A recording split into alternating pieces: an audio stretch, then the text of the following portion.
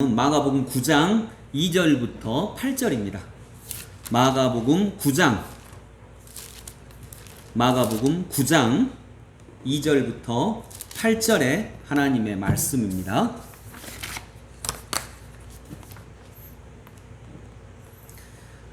마가복음 9장 2절부터 8절 함께 읽습니다. 엿새 후에 예수께서 베드로와 야고보와 요한을 데리시고 따로 높은 산에 올라가셨더니 그들 앞에서 변형되사 그 옷이 광채가 나며 세상에서 빨래하는 자가 그렇게 희게 할 수 없을 만큼 매우 희어졌더라.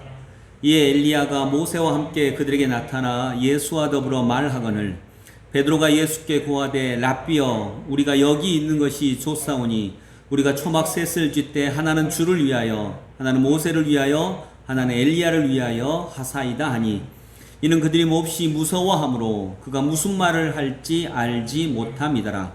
마침 구름이 와서 그들을 덮으며 구름 속에서 소리가 나되 이는 내 사랑하는 아들이니 너희는 그의 말을 들으라 하는지라. 문득 둘러보니 아무도 보이지 아니하고 오직 예수와 자기들 뿐이었더라. 아멘. 여러분 한 옷가게에 예쁜 아가씨하고 할머니하고 같이 옷을 사러 갔다고 합니다. 근데 이 옷가게 주인이 청년이었는데 아가씨를 보니까 너무 예쁘고 딱 자기 스타일인 거예요. 그래서 아가씨한테 저 아가씨하고 사귀어서 결혼까지 하면 좋겠다 이렇게 흑심을 품고 있었다고 합니다. 그래서 이 옷 얼마예요? 라고 물으니까 10만 원인데 흑심이 그대로 드러나서 아가씨가 저한테 키스 한 번만 해주면 제가 그냥 드립니다. 이렇게 얘기를 했대요. 그러니까 아가씨가 좀 화를 낼 줄 알았는데 화를 안 내고 옷 5벌 주세요 그러더라는 거예요. 그러면 이렇게 뽀뽀를 5번 해야 되는 거잖아요. 그래서 너무 기분이 좋아서 5벌을 얼른 챙겨서 줬고 이제 계산하시죠 라고 했는데 아가씨가 그러더랍니다. 계산은 저희 할머니가 하실 거예요. 이렇게 얘기를 했더래요. 네. 예상과 다르죠. 기대했던 것과 다르죠. 네. 오늘은 기대, 예상. 제자들은 예수님의 이 마가복음의 전반부, 마가복음의 후반부가 갈리는 지점이 오늘 이 지점인데 오늘 본문은 마가복음 후반부의 시작입니다. 그런데 마가복음의 전반부를 보면서 제자들이 기대했던 게 있어요. 마가복음을 읽는 사람들이 기대했던 게 있어요. 마가복음의 전반부를 이끄는 질문은 예수님은 누구신가예요. 그 대답이 8장 29절에 나오죠. 그분은 그리스도이십니다. 이게 베드로의 대답이에요. 이걸로 해서 전반부가 마무리가 됐어요. 그분은 하나님의 아들이고 구원자이십니다. 이게 결론이죠. 그때 여러분 하나님의 아들이고 예수님이 하나님의 아들이고 구원자이시라고 할 때 제자들은 기대를 갖겠죠. 어떤 기대를 가질까요? 책을 읽는 사람들은 기대를 갖겠죠. 이 얘기를 듣는 사람들은 기대를 갖겠죠. 이제 그 기대와 관련된 이야기가 시작이 되는 게 하반부입니다. 그리고 이 하반부의 첫 번째 기사는 바로 변화산 이야기입니다. 예수님이 변화산 위에 올라가셨는데 그때 그의 얼굴이 너무 영광스럽게 변화되는 거예요. 그리고 그의 옷이 그렇게 하얗게 빨래할 수 없을 만큼 희어진 거예요. 그러니까 하나님의 영광을 받은 거죠. 그걸 보고 제자들은 너무나도 놀랐고 또 너무나도 기대가 됐어요. 어떤 기대가 됐을까요? 이분이 정말 하나님의 아들이구나. 또 이분이 하나님의 아들이니까 저 로마 이 깨진 세상 이 잘못된 세상을 다 무너뜨리고 그분이 왕이 되셔서 우리는 그분과 함께 높은 자리에 차지할 수 있겠구나. 이스라엘은 식민지로부터 벗어나고 우리는 개인적으로도 높은 자리를 차지할 수 있겠구나. 그런 기대가 되죠. 그리고 또 그들은 기본적으로 하나님을 믿는 사람들이었기 때문에 이곳이 너무 영광스러운 거예요. 이 예수님의 얼굴이 그렇게 찬란하게 빛나고 옷이 그렇게 하얗게 된 걸 보면서 그리고 모세와 엘리야가 동시에 나타나요. 율법과 예언자를 상징을 하죠. 구약을 상징하는 거예요. 그만큼 영광스러울 수 없는 거예요. 여기 좋아요 안 좋아요? 이런 경험을 하면 너무 좋죠. 너무 좋으니까 베드로가 얘기합니다. 주님 여기에 초막셋을 짓게요. 그냥 쉽게 얘기하면 여기에 교회를 짓게요. 그리고 여기서 거하면 좋겠어요. 우리 교회를 여기다 지으면 좋겠어요. 이 영광의 자리에다 교회를 지으면 좋겠어요. 라고 얘기했다는 것입니다. 기대가 되는 거죠. 그때 주님이 하나님이 나타나세요. 7절 한번 볼까요? 그때 하나님이 나타나셔서 무엇이라고 말씀하시는지 보겠습니다. 마침 구름이 와서 그들을 덮으며 구름 속에서 소리가 나되 이는 내 사랑하는 아들이니 너희는 그의 말을 들으라 하는지라. 아멘. 구름 속에서 소리가 나는 거 보니까 하늘에서 하나님의 음성이 들린 거죠. 이는 내 사랑하는 아들이니, 예수님이 사랑하는 아들이에요. 그러니 어떻게 해야 돼요? 너희는, 너희 제자들은, 너희 이 책을 읽는 사람들은 그의 말을 들으라. 그걸로 봐서 뭘 알 수 있어요? 이는 내 아들이야. 하나님이 확정해 주신 거예요. 베드로가 얘기를 했지만 그건 베드로의 말이고 못 믿을 수도 있죠. 베드로는 인간이니까. 근데 하나님이 다시 한번 못 박아 주신 거예요. 이는 내 아들이야. 하나님 아들이야. 그러니 어쩌라고? 너희는 그의 말을 들어. 하나님의 아들의 말을 들어. 이 말은 무슨 얘기냐? 제자들이, 마가복음을 읽는 사람들이 예수님의 말씀을 안 들을 가능성이 높다는 거예요. 안 들을 가능성이 높다는 거예요. 왜냐? 기대와 다르기 때문에 그렇습니다. 그래서 하나님이 직접 나타나셔서 예수님의 말씀을 들어 너희들 따라라고 말씀하신 것입니다. 그 이유는 첫 번째로는 우리들의 기대와는 너무 다른 충격적인 그리스도의 사역 때문입니다. 우리들이 기대했던 바가 있어요. 그런데 그 기대와는 너무나 다른 그리스도의 사역이 있어요. 하나님의 아들이 나타나시면 이런 일을 하실 거야 라고 하는 우리들의 생각과는 너무나 다른 그리스도의 사역이 하반부부터 펼쳐지기 때문입니다. 어떤 기대를 했을까요? 예수님이 못된 사람들 다 쓸어버리고 나쁜 놈들 다 쓸어버리고 로마 병사들 다 쓸어버리고 우리를 로마로부터 해방하고 진짜 멋진 세상을 만들어 주실 거야, 이렇게 기대를 했겠죠.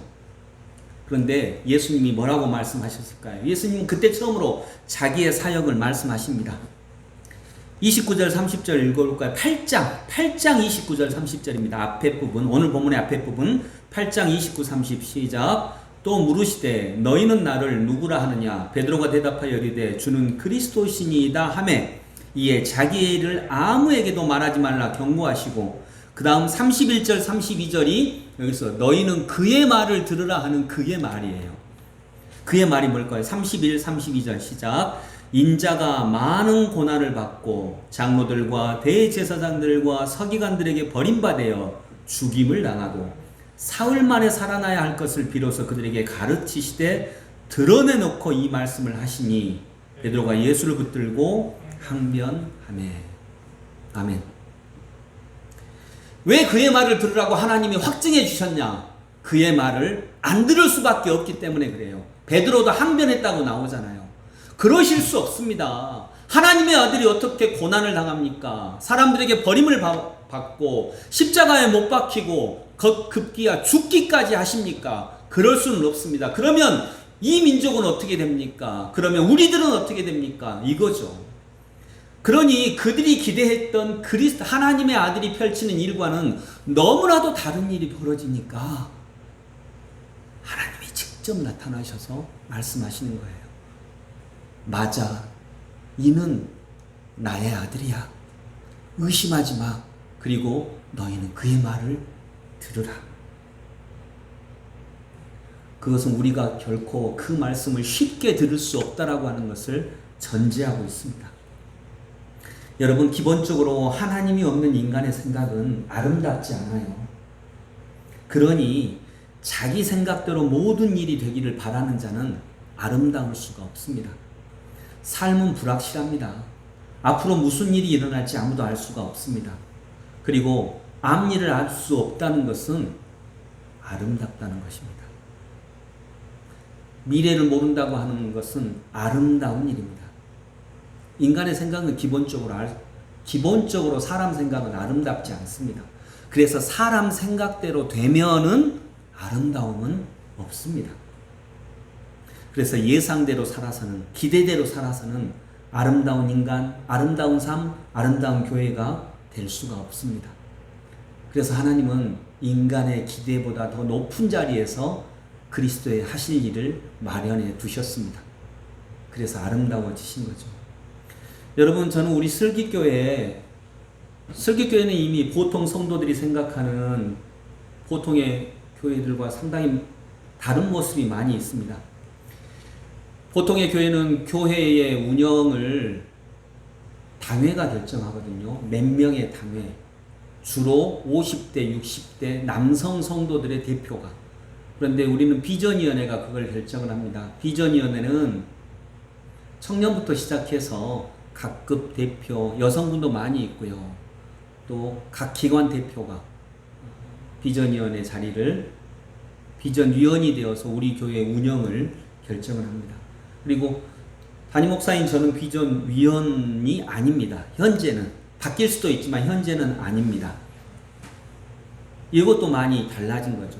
또 우리 교회는 매시 예수 기도를 드리는 기본적인 수련을 하고 있습니다. 또 설교 소경을 하고 있습니다. 또 우리 교회의 굉장히 큰 자랑 중에 하나가 마을 사역을 하는 거죠.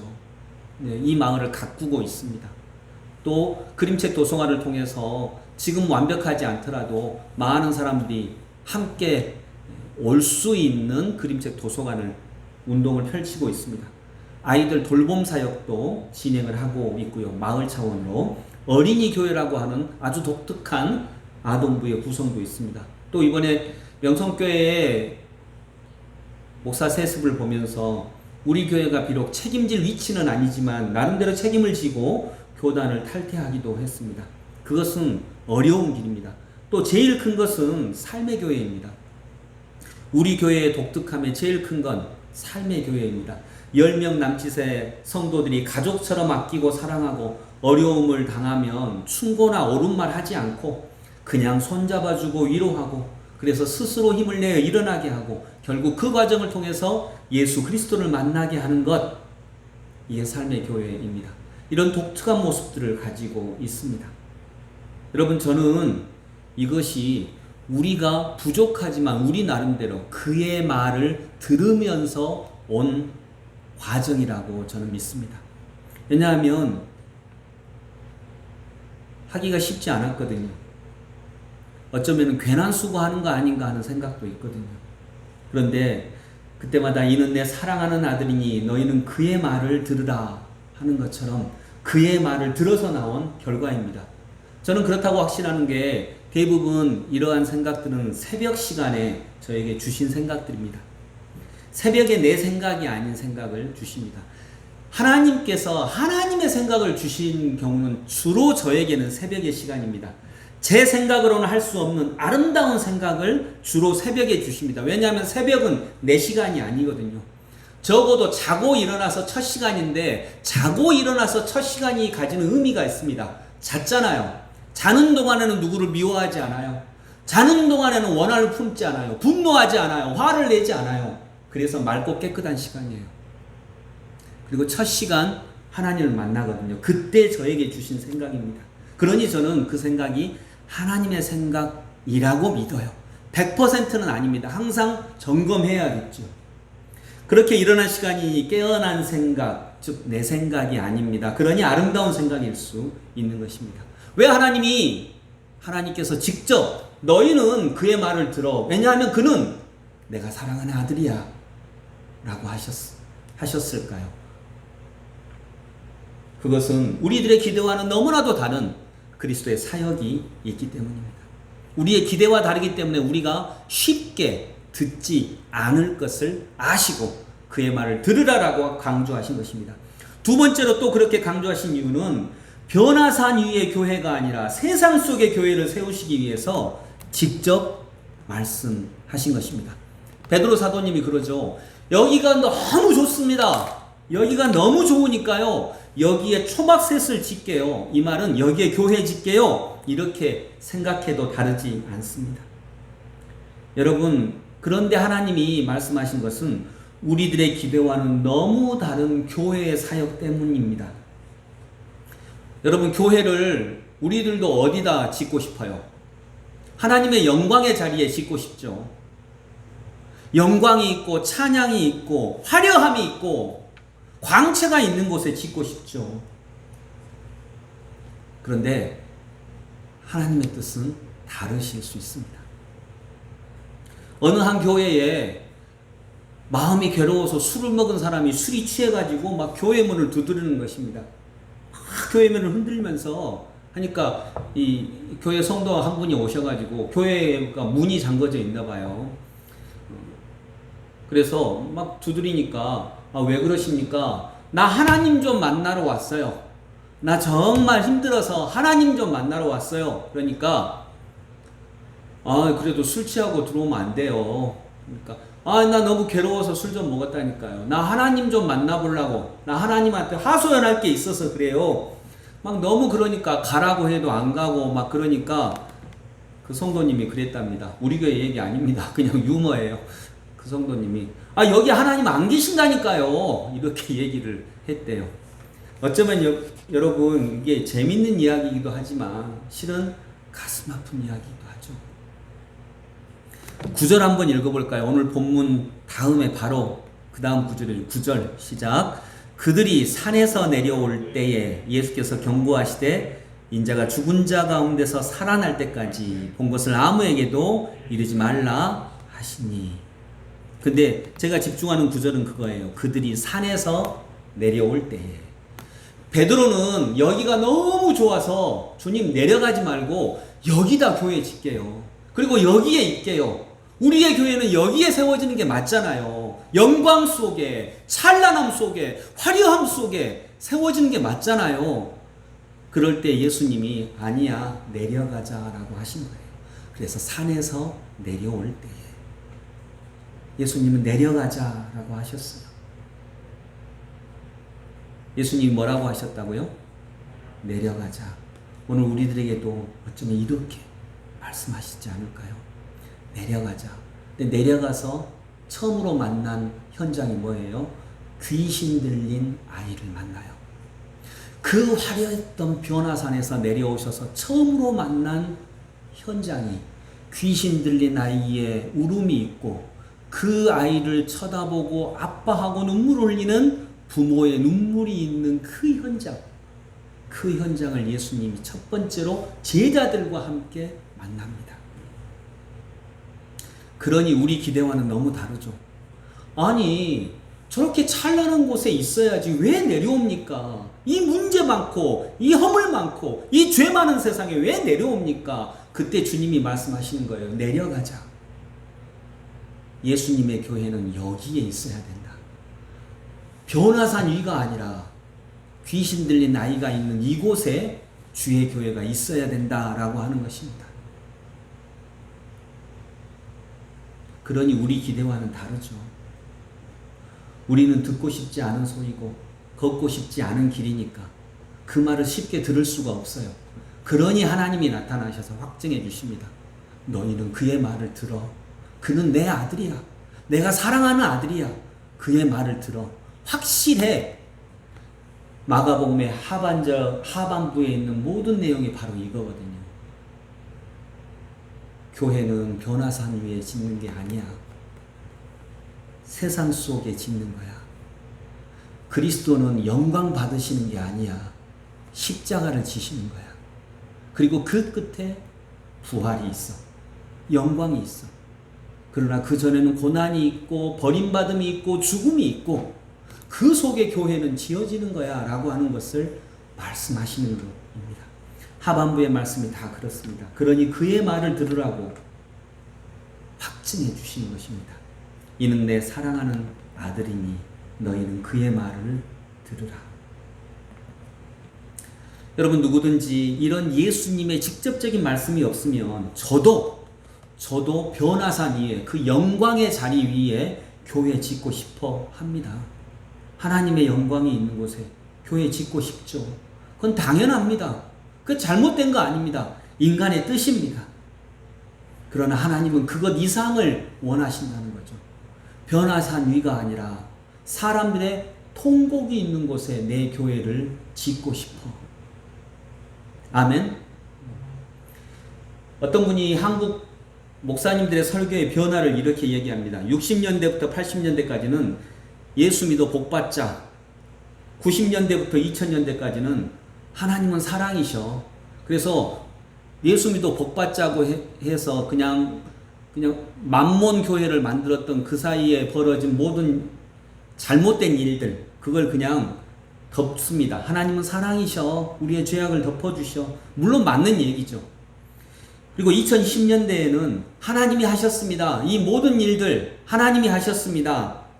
책임 전가까지 하는 거죠. 그리고 급기야 2019년도에는 어떤 목사님에 의해서 한국교회 설교가 이렇게까지 됩니다. 하나님 까불면 나한테 죽어. 이렇게. 이게 뭘까요? 물론 재밌는 웃긴 얘기지만 여기에 이 과정에 십자가는 없습니다. 영광만 있습니다. 변화산의 영광만 추구합니다. 우리의 기대만 있고 우리의 예상만 있지 하나님의 기대는 없습니다. 우리를 향한 하나님의 기대는 없어요. 계속 변화산 위 영광 속의 교회만을 추구합니다. 그러다가 교회가 세상에 비난을 받고 있고 미래를 잃어버렸죠. 그런데 주님은 오늘 이런 우리들에게 영광의 교회만을 추구하는 우리들에게 말씀하십니다. 내려가자 라고 하십니다. 우리 교회의 사역 내려가자고 하시는 하나님의 음성을 부족하지만 나름대로 들은 것입니다.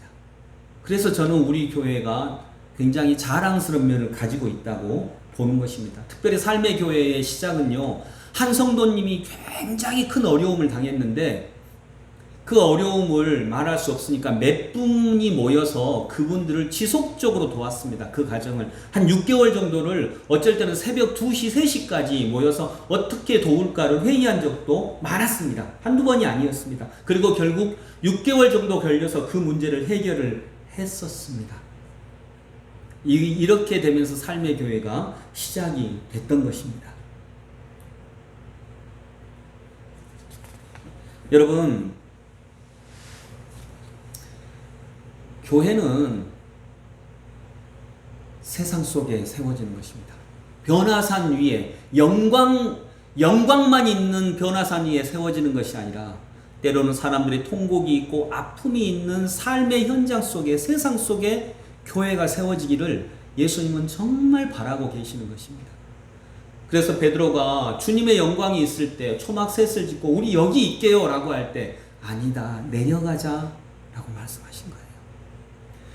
여러분, 우리 민족의 역사를 살펴봐야 됩니다. 이 민족 속의 교회가 어떤 역할을 했는지.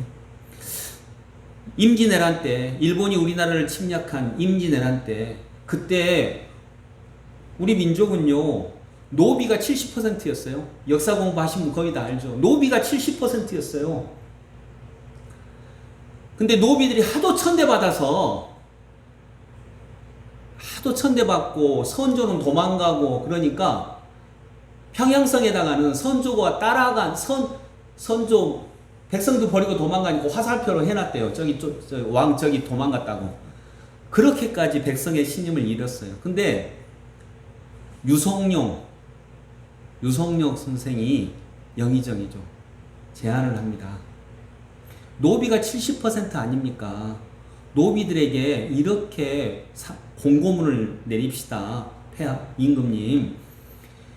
일본 놈, 이 왜군 목 하나를 가져오면 상을 주고 목 2개를 가져오면 면천해 주겠다. 노비에서 벗어나게 해주겠다. 평민되게 해주겠다. 그리고 3개를 가져오면 벼슬 주겠다라고 합시다. 그러면 노비가 일어날 거 아닙니까? 그래서 수없이 많은 의병들이 정말 이걸 믿고 일어났어요.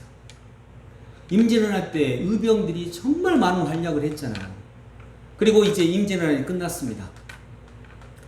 그 당시에 우리나라 사또가 약 500명 정도 있었는데 70%가 도망갔습니다. 근데 도망친 사또들이 전쟁이 끝나고 다시 돌아옵니다. 그래서 노비들이 이제 행정력이 있어야 일본 사람 목 왜군, 그 나쁜 왜군들 목 자른 거 이제 소금에 절여놨다가 딱 가져가니까 면천을 해줘야 되잖아요. 임금이 약속한 거니까. 그런데 상소문을 그 도망친 사또들이 다시 와가지고는 그렇게 올립니다. 쥐꼬리만한 몸으로 면천을 시키면 이 조선의 근간이 흔들립니다. 라고 해서 선조가 그 약속을 안 지켰어요. 그리고 병자호란이 일어납니다.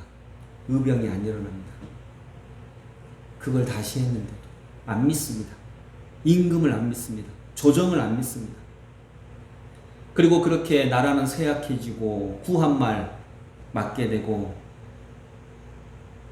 여러분 1895년 민비가 일본 깡패들에게 왕궁에서 죽임을 당하는, 한나라의 국모가 정식 군대도 아니고 일본의 깡패들에게, 물론 일본 정부가 사주했겠죠. 당연히 한나라의 국모가 중전이 죽임을 당하는 일이 일어납니다. 저는 민비 좋아하지 않습니다. 그러나 외국에게 그토록 모독을 당한 것은 민비를 좋아하고 안 좋아하고를 떠나서 처참한 역사입니다. 을미사변이 일어날 때 일본의 낭인들, 일본의 깡패들, 불량배들이죠. 경복군을 엄습하고, 그때 순종이, 왕세자죠. 순종이 어머니를 살려달라고 그렇게 비는데 발로 차버립니다. 한나라의 왕세자를 발로 차버리고 칼 등으로 목을 때립니다. 고종은 쫓아내버리고, 그리고 민비를 옷을 다 벗기고 칼로 찌르고, 2번을 칼로 찌르고 반항하지 못하게 칼로 찔려서 신음하고 있는 민비를, 정말 추악한 일인데 20명이 돌아가면서 밤새도록 성폭행을 합니다. 그게 이번에 김진명이라고 하는 소설가가, 소설이 아닙니다, 일본 의회에서 발견해낸 문서에 기록이 돼 있습니다. 여러분, 이게 나랍니까? 그건 민비를 좋아하고 안 좋아한 것을 떠나 처참한 역사입니다. 그리고 밤새도록 그렇게 성폭행한 다음에 다음날 새벽에 불을 태워 죽입니다. 일본 정말 악독한 나라죠. 그럴 수는 없죠. 그건 기본적인 인간에 대한 예의도 아닌 거죠. 그런데 더 한심한 것은 조선입니다. 나라를 그 정도까지 하게 한 조선입니다. 그 정도까지 나라를 방치한 조선이 더 한심하죠. 그리고 그 이후에 고종은 선교사들이 칼을 들고 지킵니다. 칼을 들고 지켰던 선교사들은 자기 나라 뒷배경이 있으니까, 일본이 함부로 하지 못하니까, 특별히 게일 선교사, 캐나다 선교사인 게일 선교사님이 칼을 들고 고종을 지킵니다. 게일 선교사의 기록에는 고종이 통곡하는 모습을 너무 불쌍해서 못 보겠다라고 하는 기록도 있습니다. 여러분, 우리 기독교인들 이거 기억해야 합니다. 이 치욕의 역사 기억해야 됩니다. 신앙은 이런 역사 속에서 하는 것입니다. 그런데 만일 이때 기독교인들이 나 하나 복받고 나 하나 잘되고, 잘 됐죠. 이완용이 잘 됐잖아요. 물론 그 정도까지는 아니지만 우리의 신앙이 거기밖에 안 된다면 여러분, 그건 아니지 않겠습니까? 그리고 동학이 일어나고 못 살겠다고 일어난 거죠. 백성을 이렇게 천대하니까 백성이 나라를 안 지키죠. 당연히 나라에 대한 애정이 없죠. 충성은 누가 충성을 합니까? 그래서 동학으로 일어난 거죠. 그러면 조정이 들어줘야죠. 무엇이 힘들고 무엇이 고통스러운지 들어주고 타협을 하고 서로 양보하고 이 나라를 부강한 나라가 만들고 조정과 백성이 서로 신뢰를 하고 길을 찾아야죠. 그런데 동학이 일어나니까 일본하고 중국 끌어들입니다. 그때 동학군이 18,000명이 일본군하고 싸우는데 일본군이 몇 명 왔냐? 800명. 18,000대 800. 근데 누가 이겨요? 800명 일본군이 이깁니다. 왜요? 18,000명 동학군은 낫 들고 꽃갱이 들고 창 들고, 그런데 일본군은 그때 기관총이 있었거든요. 이건 전쟁이 아닙니다. 학살입니다. 학살. 전쟁도 아니에요. 그런 과학기술 발전, 신기술 발전 이런 것들은 나라가 해야 될 일입니다. 그런데 당파 싸움하고 당파 싸움보다 더 큰 것은 국민들을 그렇게 무시하고 못 살게 하고 전혀 배려하지 않고 그런 것 하다가 그러니까 나라를 잃어버려도 의병이 안 일어납니다. 누가 그런 나라 누가 지키려고 해요? 안 지키죠. 지키려고 하지 않습니다. 백성들의 통곡소리를 들어주지 않는데 면천한다고 약속했다가 그거 그렇게 뒤집어 버리는데 물론 의병이 일어났습니다. 그러나 많이 일어나지 않습니다. 임진왜란 때처럼 많이 일어나지 않습니다. 실망했습니다. 이런 나라 필요 없다고. 그래서 악에 바친 거죠. 희망이 없었습니다. 나라가 희망을 잃어버린 자리에 교회가 희망이 됐었습니다. 그때 기독교가. 그때 그래도 이 나라를 지키자라고 새롭게 일어난 게 기독교인입니다. 이 나라 희망 없어. 안 믿어. 믿을 수가 없어. 라고 다 말했을 때에 그래도 이 나라를 지키자라고 국채보상운동을 일으킨 사람들이 기독교인입니다. 탈환회를 조직해서 나라의 빚을 갚아서 일본으로부터 벗어나자고 한 사람들이 기독교인입니다. 금주 금연운동을 일으킨 사람들이 기독교인입니다. 새로운 교육운동을 일으켜서 양반 자제들만 교육하는 것이 아니라 백성들, 힘없는 백성들을 교육시켜서 신기술을 배우게 하고 신지식을 배우게 하고 그래서 이 나라를 이끌 지도자로 만들자라고 하는 교육운동을 벌였던 분들이 안창호 선생 등을 비롯한 기독교인들입니다. 민족자본을 형성하고 일제강점기 때 만주로 가서 독립운동을 벌였던 상당수의 사람들이 기독교인입니다. 다 희망이 없고 야, 이런 나라 지켜서 뭐해? 라고 할 그때에 그래도 희망을 갖자라고 했던 것이 기독교입니다. 왜 이랬을까요? 왜 그랬을까요? 괴로운 세상에 할 일 많기 때문에. 나라가 할 일을 안 할 때에는 교회라도 그 일을 해야 되지 않겠느냐. 그게 하나님의 뜻이니까요. 예수님의 뜻이기 때문입니다. 이때 이들이 했던 말이 아마 이게 아닐까요? 예수님이 했던 말씀하고 동일합니다. 우리 내려가자. 이 변화산의 영광 속의 교회를 짓는 것을 넘어서서 우리 내려가서 귀신 들린 아이의 울음소리가 있는 이곳에 교회를 짓자. 이게 우리 그리스도인들의 목소리 아니었습니까? 여러분, 그런데 지금도 다르지 않습니다.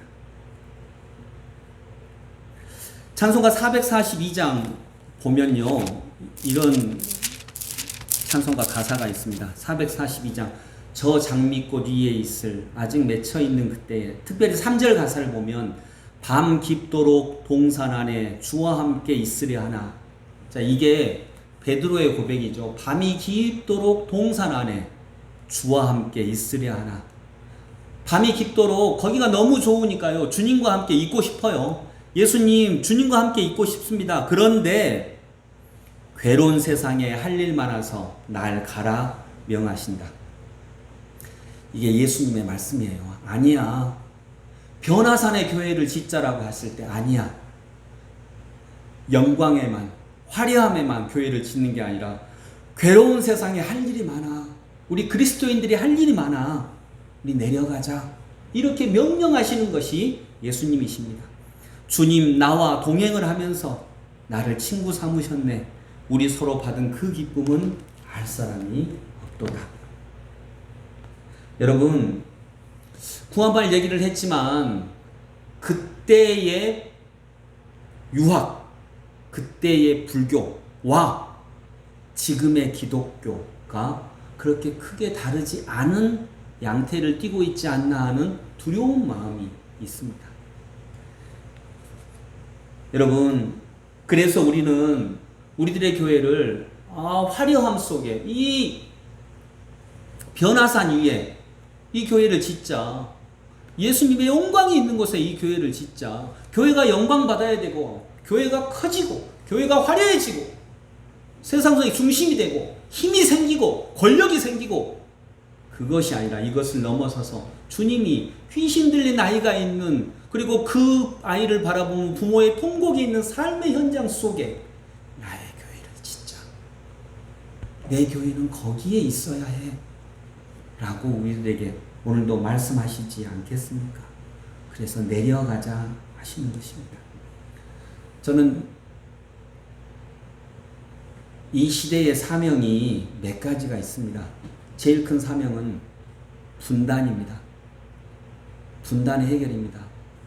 남과 북이 하나 되는 것. 이거 우리 교회가 꼭 붙잡아야 되는 시대적 과제이며 하나님의 뜻입니다.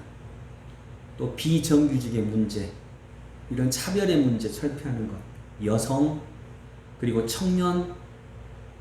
특별히 저는 좀 아프지만 이전에 새벽에 기도하다가 좀 많이 마음이 아프고 울었던 기억이 있어요. 왜냐하면 우리 성도들 몇 면을 이렇게 다 보는데 가정을 위해서 한 가정 한 가정 기도하는데 부부끼리 정말 사랑한다. 아, 이 부부는 진짜 서로 사랑해. 그런 부부가 많지 않은 거예요. 이건 꼭 우리 교회만의 문제는 아닐 것입니다. 아, 우리는 문제 없어. 문제 없는 거 말고요. 문제 없는 거 말고 부부는 문제 없는 사이가 아니잖아요. 사랑하는 사이지. 아, 이 부부는 진짜 많이 사랑해. 라고 하는 부부가 많지 않은 거예요. 그냥 어떤 부부는 문제 없어. 또 어떤 부분은 문제가 있어. 이 정도. 그래서 이 시대의 교회가 풀어야 될 굉장히 중요한 과제 중에 또 하나가 부부관계를 회복하는 것입니다. 그래서 가정이 온전하게 세워지게 하는 것. 또 코로나19가 우리에게 준 하나님의 뜻을 밝혀내는 것. 그래서 미래가 있는 지구, 환경, 생태 보존하는 것. 이런 문제들을 저는 특별히 우리 비전위원들이 붙잡기를 원합니다. 이 문제에 대해서 공부하고 토론해야 됩니다. 통일을 위해서 우리 교회는, 우리 슬기교회는 어떻게 할지, 부부가 정말 행복한 가정을 만들기 위해서 어떻게 할지, 코로나19 문제를 어떻게 할지, 비정규직 문제를 어떻게 할지, 청년들의 고단한 삶, 미래, 흔들리는 삶에 대해서 어떤 도움을 줄 수 있을지. 우리 교회가 다 못하죠. 다 못하지만 할 수 있을 만큼만 할 수 있어야 하는 것입니다. 그리고 지금까지 아까 말했던 우리 교회의 여러 가지 장점들, 삶의 교회를 비롯해서 비전위원회나 마을사역이나 돌봄이나 또 그림책 도서관이나 이런 여러 가지 사역들이, 특별히 삶의 교회가 정말 그렇게 훈련받으면서 하나님은 우리들에게 더 큰 일을 맡기시고자 하는 것이 아니겠습니까? 아까 저는 고종을 선교사들이 칼을 들고 지켰다라고 했습니다. 어쩌면 그런 일을 우리가 해야 되지 않겠습니까? 부족하지만 우리 교회에 하나님이 하시는 말씀, 너희는 그의 말을 들으라 하신 말씀을 따르고 있다라고 저는 생각합니다. 부족하지만요. 그러나 더 충실히 따라야 하겠죠. 그러나 전체적으로 칭찬들을만 하다고 생각합니다. 칭찬들을만 하다. 아, 너희는 그래도 부족한데, 정말 부족한데 그래도 따르려고 애쓰는구나. 그러니 더 맡기실 것입니다. 여러분, 따르려고 한 사람한테 더 맡깁니까? 말 지지리도 안 넣는 사람한테 더 맡깁니까? 따르려고 하는 사람한테 더 맡기죠. 그러니 하나님이 어쩌면 우리들에게 더 맡기시지 않겠습니까? 그때 우리가 내려가자. 여기에 변화산 위에 영광 위에 교회를 짓는 게 아니라 우리 내려가자라고 하실 때 오늘 베드로처럼 제자들처럼 예 알겠습니다 하고 내려가서 그곳에 교회를 짓고 세상을 섬기는 그런 일 감당하는 슬기교회 되기를 원합니다. 광채가 있고 영광만 있는 변화산 위에 지은 교회가 되지 않기를 바랍니다. 베드로가 거기 교회 짓자고, 베드로의 고백 위에 교회를 짓자고 하시거든요. 근데 베드로가 거기 교회 짓자고 하니까 예수님은 아니다, 내려가자 하십니다. 그래서 교회는 베드로의 교회가 아니라 예수님의 교회입니다. 이것이 마가복음의 하반부에 예수님과 제자들 사이에 오가는 수없이 많은 일들의 요약입니다.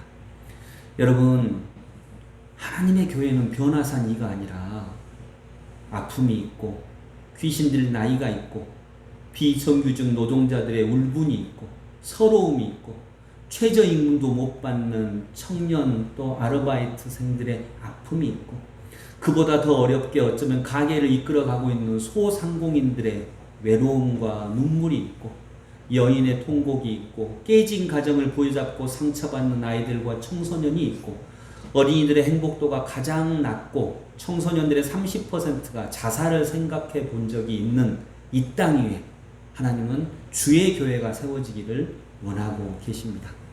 그 일을 우리 그리스도인들이 감당해야 하는 것입니다. 그러지 않으면 아마도 구한말 백성들이 조정을 바라보고 양반을 바라보았던 그 차가운 눈빛을 교회는 그대로 받을 것입니다. 그때 우리 민족에게 희망을 줬던 것이 바로 교회 아닙니까? 그때 교회는 철저하게 평민들 사이에 세워졌습니다. 학교를 세웠고요. 평민들을 교육했고요.